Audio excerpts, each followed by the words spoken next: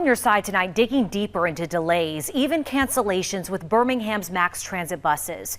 People who pay for the service every month tell us their buses show up late or don't even show up at all, forcing them to be late to work, which puts their job or their paycheck at risk. And we felt it firsthand while out shooting this story last Monday. That bus was running 31 minutes late. And for those we spoke with, the wait can be even longer. Lots of busy hands, loud, heavy machines, and dedicated workers behind these four walls. But getting to work, that's the real challenge for these guys. I depend on the bus 6 days a week. Every day they run, I depend on them.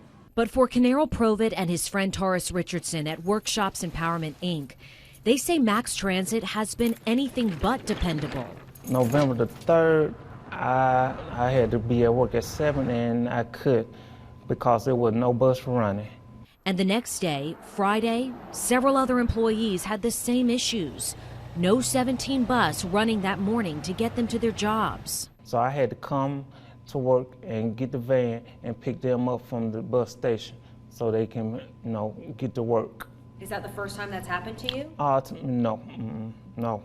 How often does it happen? I say every now and then, like every 2 or 3 times a month.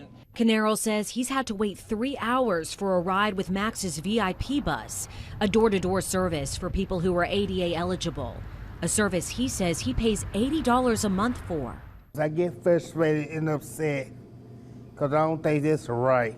And most companies don't want to hear that you late for you late because the bus. I thank God for my job, workshop.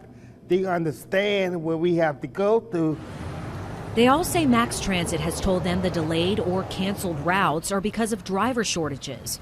But without a fix and fast, the consequences could be tragic. I think it's going to take someone that doesn't utilize the service having to stand on a bus route for 2 hours and wait on it and see what that might feel like. You know, if you or I had to wait for 2 hours to go to work, I'd probably just call and say, you know what, I'm not going to be in today and I might not be in tomorrow. But we are dealing with people in this economy that have to be employed. We got to survive. I mean, we need our job. And the way things going now, the economy going up, it's going to be hard. It's going to be a lot of people homeless or kicked out of their home. And I'm afraid that it might end up happening. And I'm one of them. Now, I learned from the BJCTA that the 17 bus is one of their most popular routes. They tell me while transit is growing, they're facing challenges recruiting bus operators and mechanics, citing shortages since the COVID pandemic, and that's coupled with the current flu season. On average, BJCTA says 76 trips are missed per day out of over 2,000 total trips. That's about 4% of trips missed of all the routes. But on average, that 17 bus, it doesn't complete almost a third of its trips.